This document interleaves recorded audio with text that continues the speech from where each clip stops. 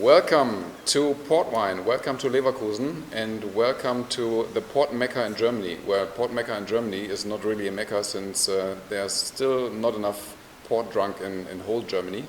But nevertheless, I'm together here with two of my favorite producers, which is, I don't think that anybody needs to introduce these two, but nevertheless, welcome Dirk, nice to have you here, and welcome David, nice to have you here.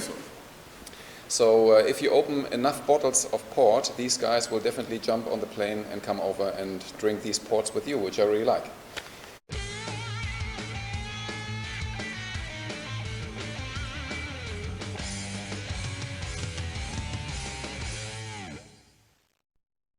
So if you open enough bottles of port, these guys will definitely jump on the plane and come over and drink these ports with you, which I really like. Today's special for the tasting is Taylor and the Vinha Velha. It's not Vinhas Velhas. Took me a long time also to understand this, because on pretty much all the other labels that you have, I can't even recall one other which only says Vinha Velha, but David might explain this to us later on why it's singular, not plural. But we have a full range of Vinha Velha for the first time, so I'm literally drinking a couple of ports that I never had before, which is not often happening these days. Nevertheless, I'm very happy for me to be here and taste these wines and in very good company and with a lot of port. So I'm looking much forward to have a very nice day ahead of me and ahead of us and to drink some good ports. But again, we want to talk about the limited edition ports. First, I always called them special edition, special vintage port, special category vintage port, or special. And then David corrected me and I said, don't call them special, because that would imply that the vintage port is not special, which we know that it is. So thanks again for creating the limited edition. I really like this. So the first question would go to David, and this would be for a brand like Taylor's, which has hundreds and hundreds of years of history. It took you guys quite a long time to come up with a limited edition vintage port. And why is that? And why did you choose 1995 as your first limited edition vintage port? Well, Axel, thanks for the invitation. And as you said, if anybody pulls enough bottles of great ports, we'll jump on a plane, because it's always a special occasion, and it's not something we do every week back at home. And when we look at Taylor, and Taylor's definitely one of the oldest port houses. We go back to 1692, and in fact in 1992 we celebrated our 300 years. And if we look at the long history of port, and particularly when we focus on vintage port came about in the middle of the 19th century and certainly flourished in the 20th century. And the first 80 years of vintage was dedicated to the classic vintages. Essentially it was the shippers, and also because for tailors and many of the other merchants, our life started as shippers, as merchants. We weren't farmers.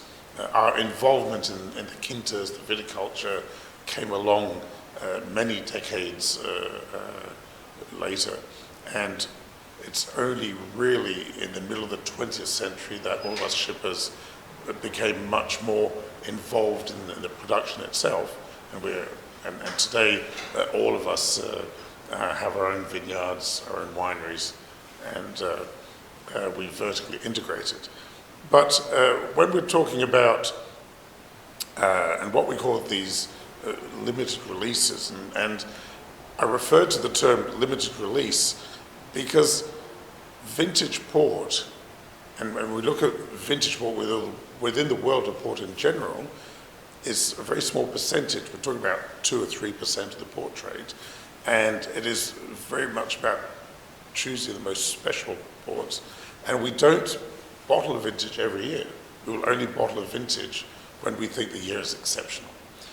And that is very much what shaped the history of vintage. Then in the middle of the 20th century, as vintage port continued to grow in popularity, then we had the development of the single quinta vintage ports. And the single Quinta vintage ports for most houses was a way of bottling a vintage port, but not from a classic year. So in the classic years, we are taking the best ports from a number of different estates to put together a blend, in the case of Taylor's, the Taylor Classic Vintage, which represents the style of the house, and it will only be done in the exceptional years, where you combine quality and longevity. So to be a classic, you've got to not only be very good, you've got to have that ability to age. And if we look back in our history, we're looking about normally 3 years in every decade. Now, there were other years which were very good, and then that's when we started doing single Quinta ports for Taylor. In fact, for Fonseca, in the 1930s, we started doing the Guimaraens as a non-classic. So it's not technically a single Quinta, it's a non-classic vintage. But the concept of that was to take ports which were equally of very, very good quality, but because they don't have the same longevity, then they're going to mature quicker. So as bottling them as a single Quinta, you're differentiating. And that has been particularly successful in the last 30, 40 years. And so this is a point which, and I think Dirk would agree with me here, that any port to be a vintage has got to be exceptional quality. It's not whether it's a classic or a single Quinta, no, they all have to be exceptional. Generally, the classic years are those that we, from our experience, know that will be the long, long livers. And that's what we have traditionally done, distinguish them. So when it comes to these limited editions, and we all know that the most famous of the limited editions is the Naval Nacional, and something which it happened naturally. They had something different, and they decided to individualize it as a vintage port from that particular block. At Taylor's, well, the classic vintage is the Steadfast. The single Quinta, and at Taylor's we were one of the first to start with single Quinta vintages, going back to the 1950s. And the reason to do the Vargellas Vinha Velha, it didn't come with an intent to do a special project. It came from what these vineyards were telling us. And the Vargellas Vinha Velha comes from the Quinta de Vargellas, a few parcels of vineyard, 4, which what we call first generation post-phylloxera vineyards. They were planted in the first 3 decades of the 20th century. And back in 1995, these vineyards, and it's important if we go back to the Douro Valley in the 1980s, 1990s, everybody in the trade looked at these vineyards and said, when is this going to be bulldozed to put a modern vineyard? That's what people thought. But these vineyards at Vargellas, they produced a very small yield, but the quality of these ports was so exceptional that we said, well, hang on. By individualizing the port from these very old vineyards, doing a single bottling, it's a way of capturing the exceptionality that these ports or these vineyards give us, and also ensuring a continuity, because these vineyards are more expensive because they're all manual labor. It's a way of creating value, and so that as a result, we didn't have to be in a hurry to go and replant it. What for me is particularly interesting is that what started as a project, the Vargellas Vinha Velha, it was a project as a limited edition bottling, started because the wine told us that's what should be done. I ended up looking at all of these old vineyards at the Douro. So we're going back to 1995, 27 years ago. my career since then has been shaped by what this vintage port taught me, or essentially by what the vineyards that go to make this port have taught me. And everything I do today in my viticulture, in looking to produce all of my vintage port, I have been able to recover a lot of empirical knowledge which had got thrown out of the window in the 70s and 80s in an era of modernists. We wanted to be modern, we wanted to do great varieties, we wanted to mechanize. And so that's why the Vargellas Vinha Velha, for me, is one of my great teachers in my career. So, and lift the curtain, why is it Vinha Velha and not Vinhas Velhas?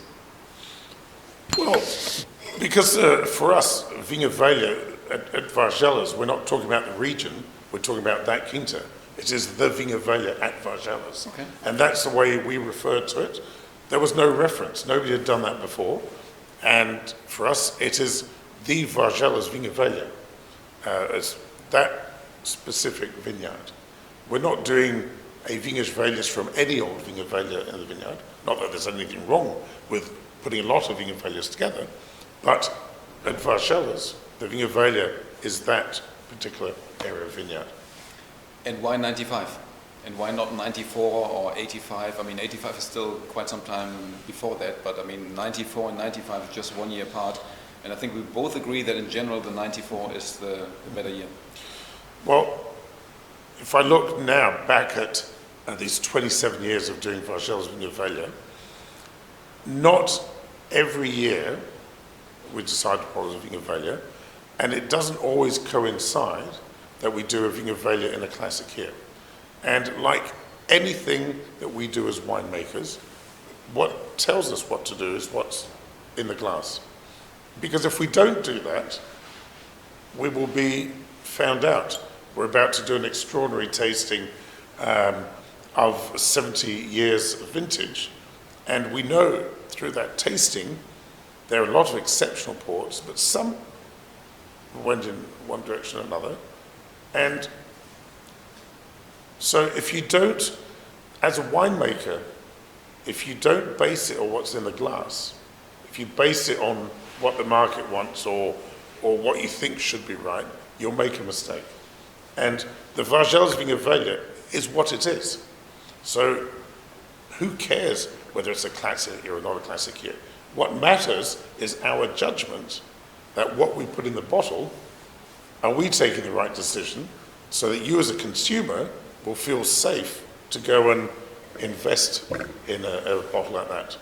Yeah, good point.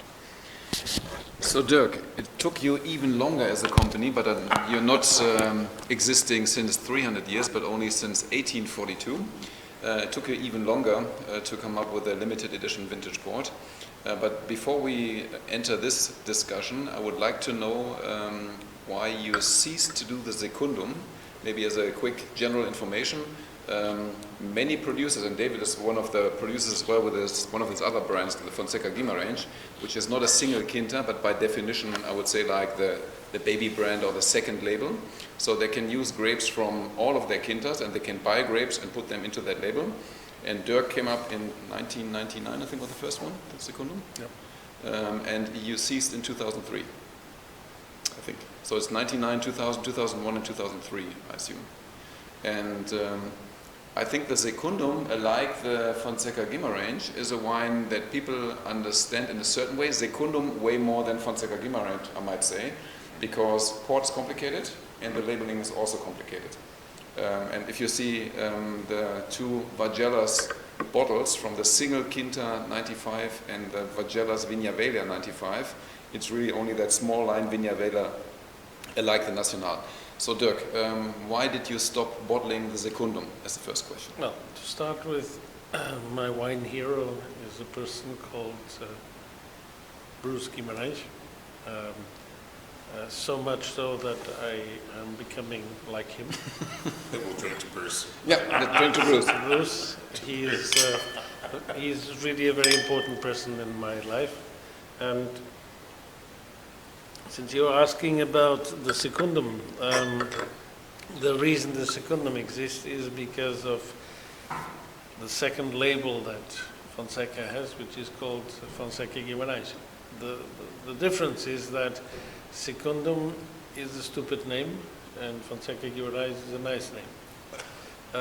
But even that was on purpose, because secundum doesn't actually mean the second, it means next to the first in Latin. And but I like the idea of it being such a stupid name that as a wine drinker, you know, we like to be able to afford to drink some wines that, because the name being so stupid, is never going to be a very expensive wine. So it was really meant for the wine gig, or in this case, the port gig.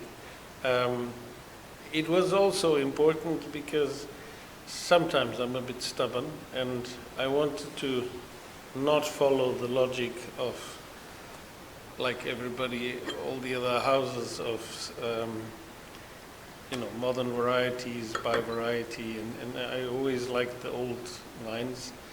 And I wanted to stick to the traditional methods and not making wines in stainless steel, food trodden, 100% stems, and so on. So by having a secundum that was a bit more modern as a wine, I thought I can afford to stick to the Niepoort being the way it was in the past. And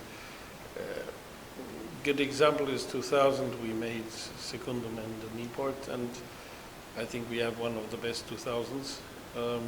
And it's interesting, I prefer the Niepoort, which is, whatever that means, more classic.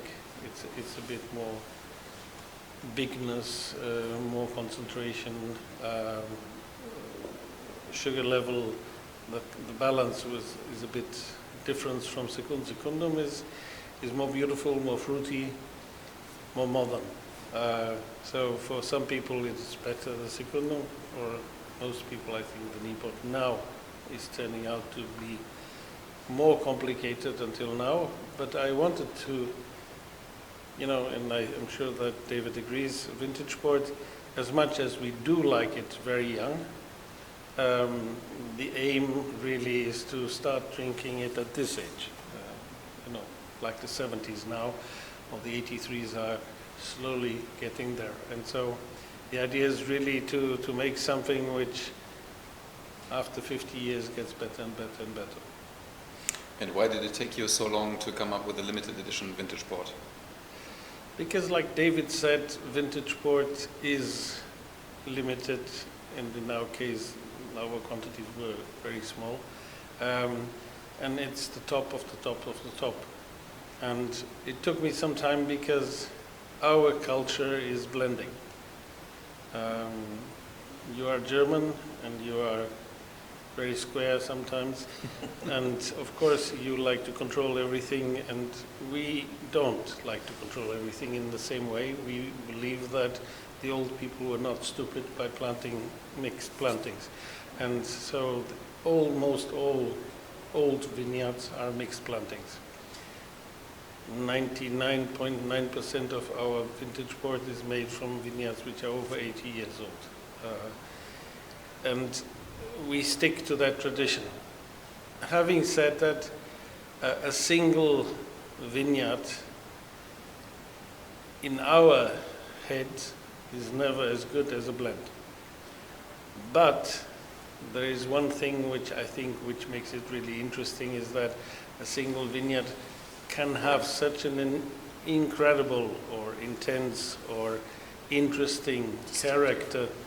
So it's not that the single vineyard is necessarily going to be better, but it might be so interesting because of its character that it's worth keeping it separate. And so we keep always, most of it goes into the Niepoort blend, but we keep something separate because, you know, when you taste 70 samples of the harvest, and there are 3 wines from the Pisca, it's so easy to pinpoint it because of its character.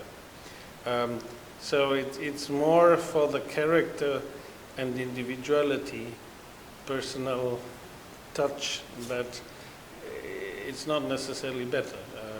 If you compare Bioma with the Niepoort blend, the Niepoort blend is probably the better wine, but the Bioma is the more interesting wine. It has a lot of personality and a lot of individuality, and this is why we separate, in a way, both. In terms of longevity or aging potential, would you say that the Niepoort has the better potential compared to the Bioma? I have no idea. Okay. Because I'm asking you this question because when I learned from David that he told me that the Taylor's is normally the bigger wine and the one with the better aging potential, which of course doesn't mean the better wine. I mean, everybody would like to have that 1970 that we're enjoying here. At least I'm enjoying here. You're enjoying the 92s, I think, which is also a very nice wine. Unfair. Okay, I chose the wines. But nevertheless, I really think that I was born in 90. I was born in 70, and so, anyways, so I really think that's tough because normally in the modern wine world, you expect when you pay more, you expect the bigger wine. I'd just like to, before getting into detail into that question, which is an important point, is that Dirk said something with his Bioma, which I should complete by saying, in the Taylor vintage, the majority of the port from the Vargellas Vinha Velha goes into the Taylor. And we only bottle a small amount for the Vargellas Vinha Velha, otherwise we'd be taking it out. And this issue is, what is the better wine?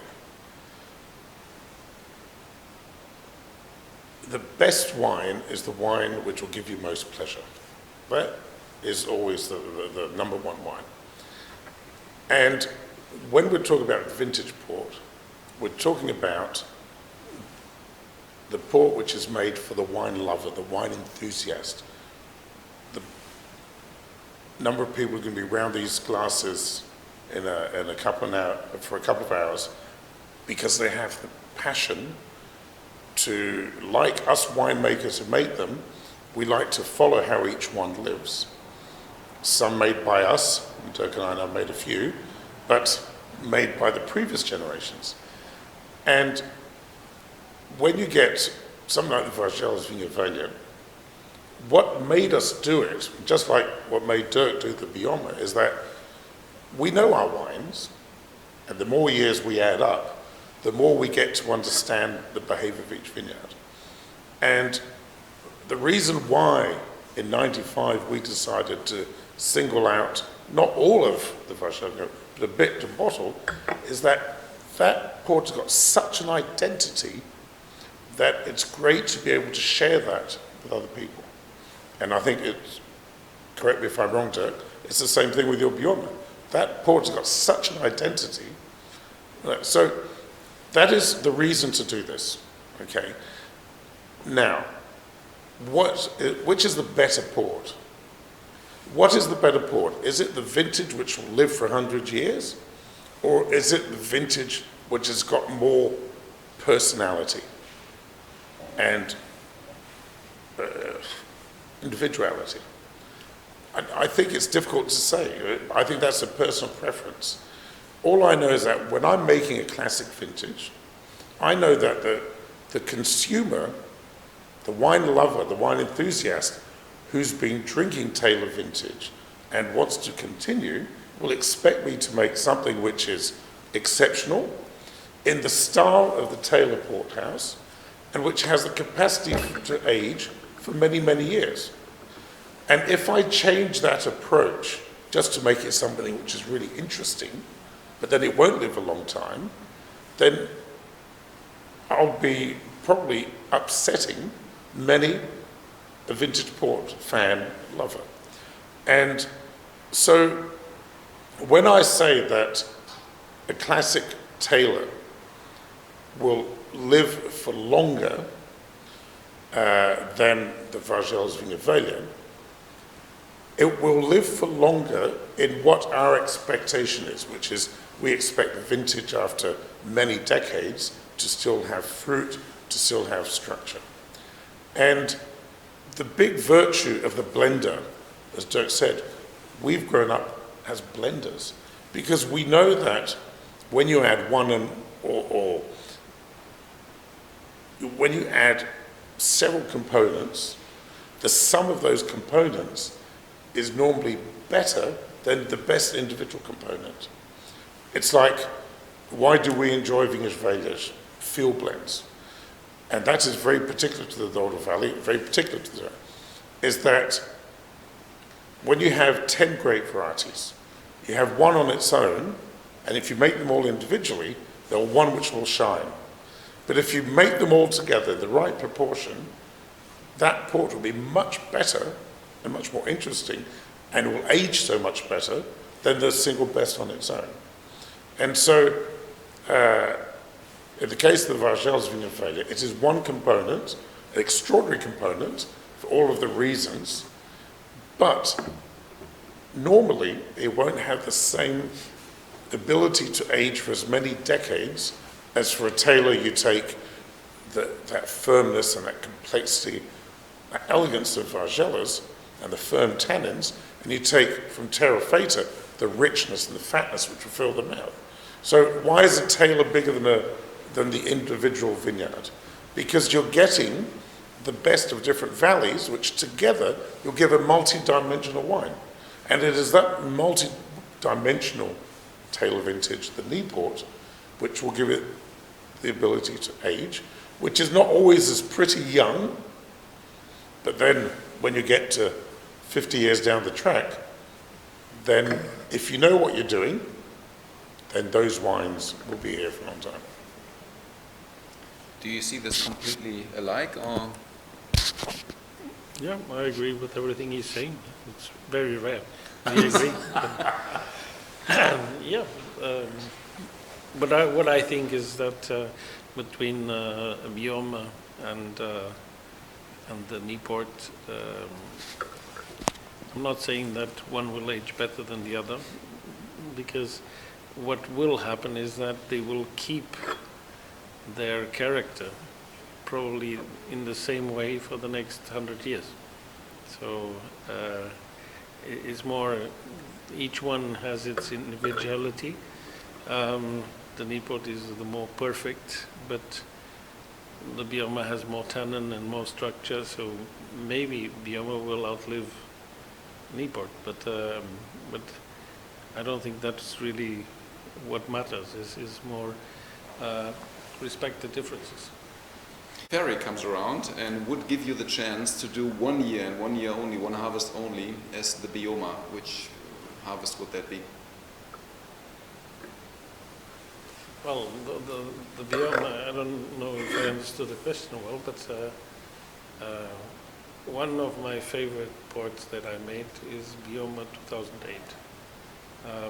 It's not a classic year, but again, when you get small bottlings from parcels which are in particular places, and Bioma is from Pisca. Pisca is a caldereira, is like a hot spot. It doesn't really matter if it's a cold year or a hot year. We don't have the problem to get the grapes ripe. And the 2008 is marvelous because it has the advantages of being a cool year, but somehow it has the advantages of being in a hot place. So 2008 is clearly one of my favorites, Biomas. Okay, but the question still remains, if you could do like 1970 and you already own Bioma and knowing what these wines are right now, that's what I mean. Do you have like a special vintage in mind where you'd say, oh, I would really love to would have made like a Bioma from 83, 77? No, what I would like is 45. 45, right. And you, David? I get asked that question quite often, and I always get myself stuck trying to answer it. Because one of the great things about being a winemaker is that no 2 years are the same. No 2 years are alike. Having said that, within our world of port in the Douro Valley, we have two very distinct types of years. We have the hot years, where your structure comes from your concentration, your shrivel, and those years tend to have firmer tannins. These ports tend to have more structure. They take a lot longer to come around, but when they do come around, they stay bigger for much longer. And 1970 is a year like that, or a year which I completely love is 2003. 2003, it's like 66. They weren't talked about, and I think 2003 is still not talked about. But the 03s will be talking for many decades to come. Then you get the other years in the Douro, which they tend to be the cooler years, the years where there's more rain during the growing season.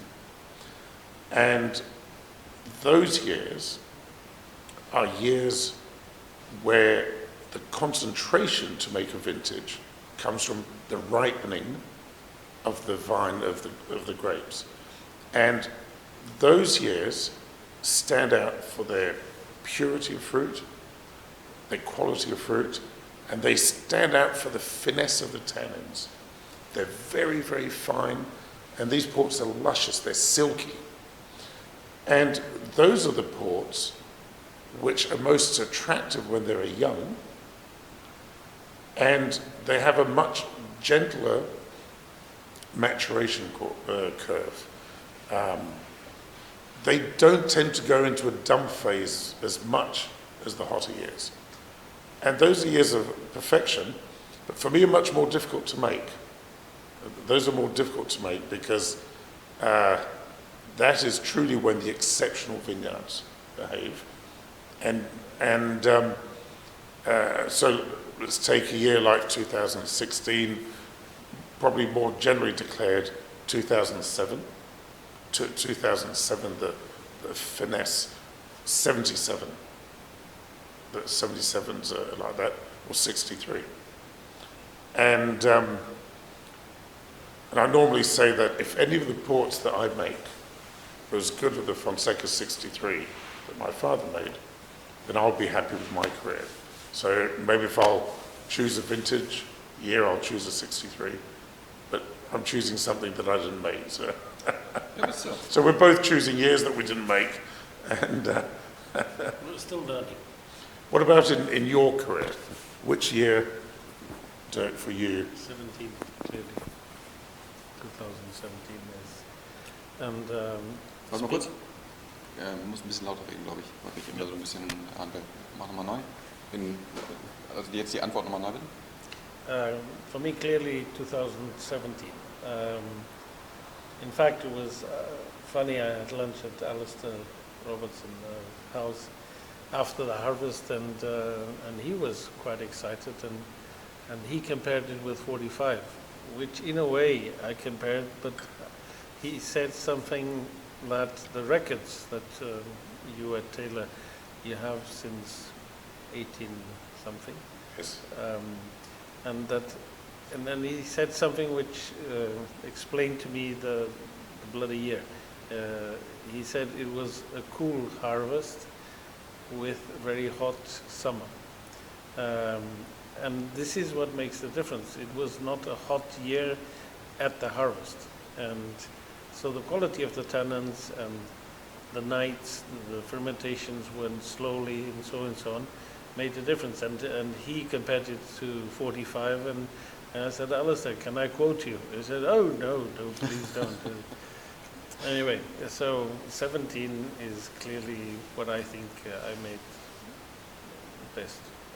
But I also agree with you that I like the 2003s. They are still closed, but they promise a lot.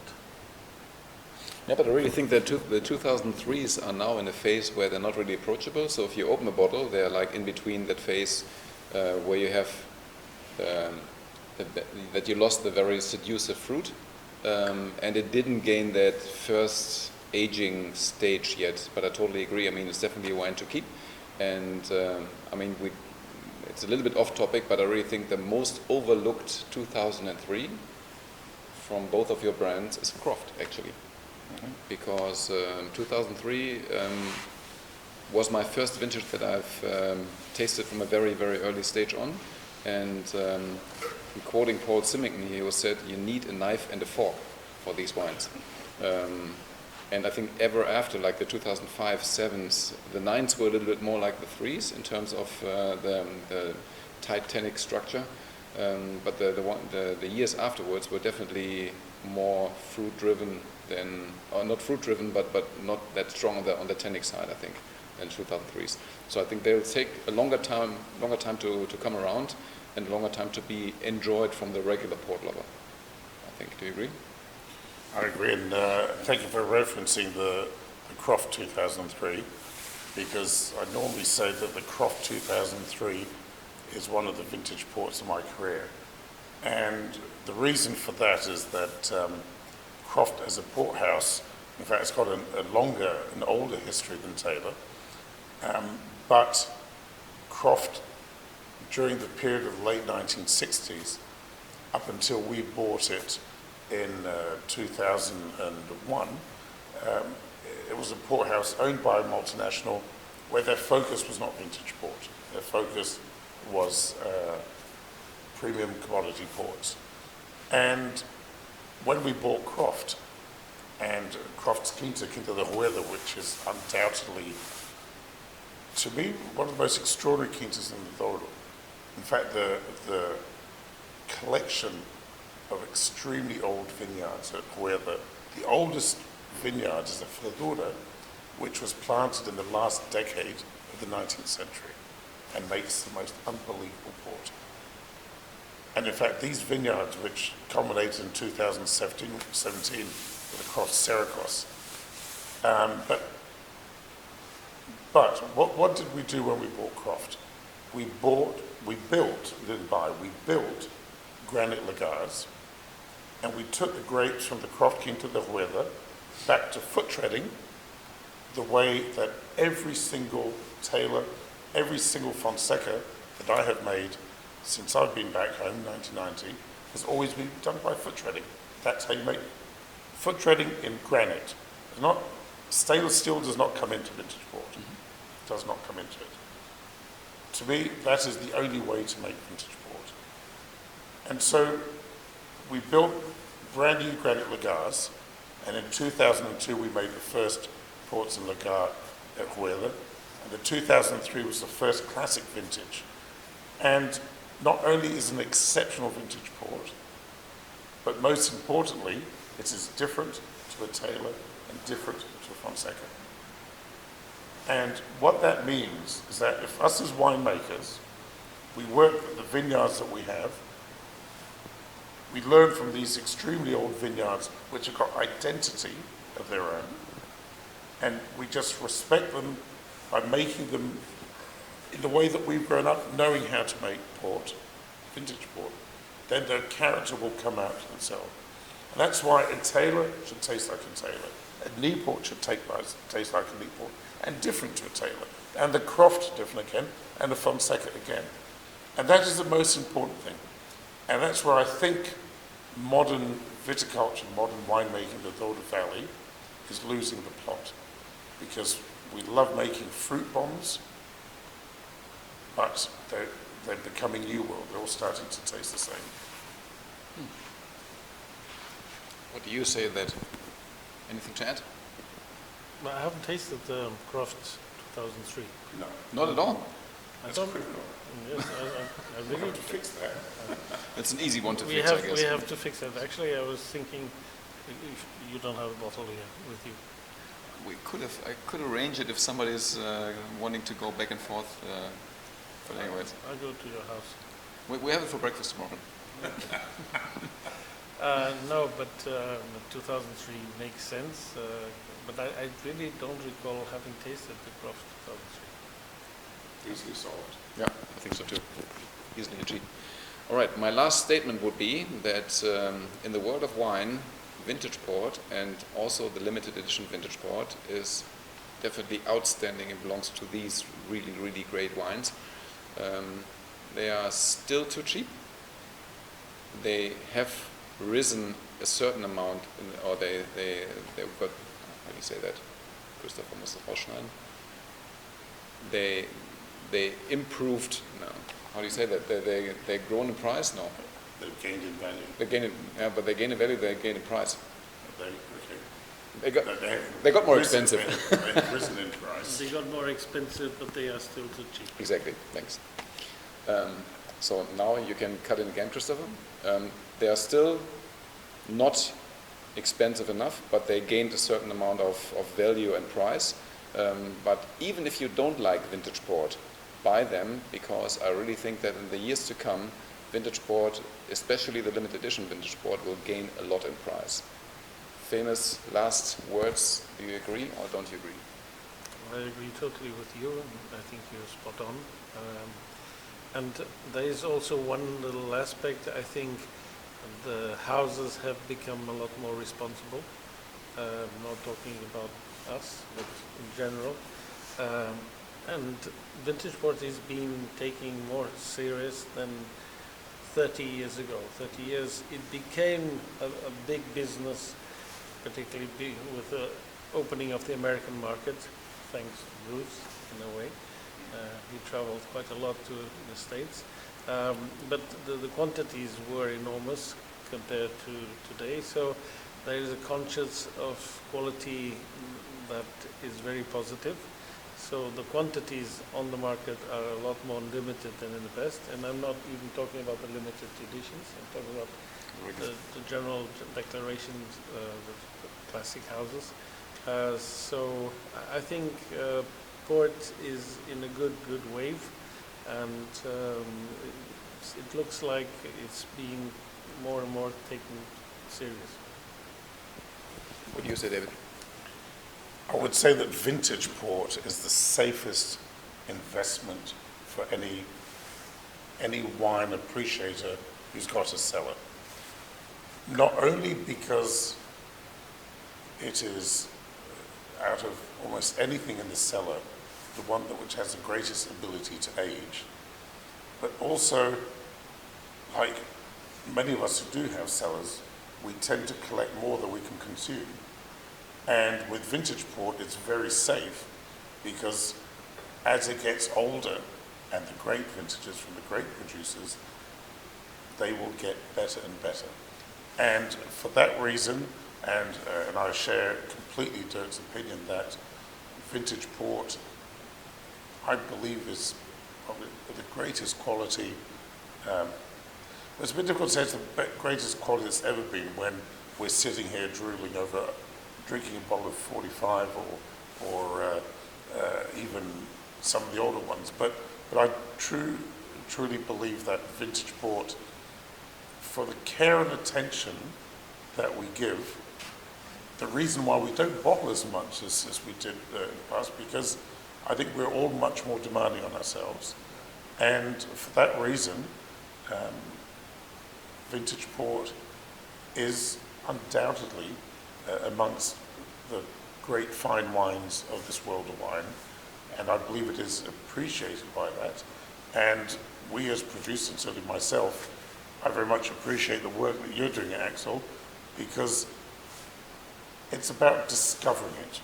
Because when people discover vintage port, they fall in love with it. And it's getting the word around. And you here in Germany, and not only, have been doing an extraordinary job of that. But yes, I think vintage port, undoubtedly, its place has always been there, and it is here to continue as one of the greatest fine wines in the world. And I think if you go around the world and you speak to people who have been in this industry for a long time, and people who fairly regularly have great wine dinners with incredible labels of great wines, but when you finish the dinner with a great vintage port, it's normally voted as one of the wines of the night. And I've heard that being recounted on many occasions. All right, thanks a lot, and let's drink to that, and let's get over to the other 24 ports that we have in our schedule. Cheers. Cheers. Thanks guys. Thank you, Axel.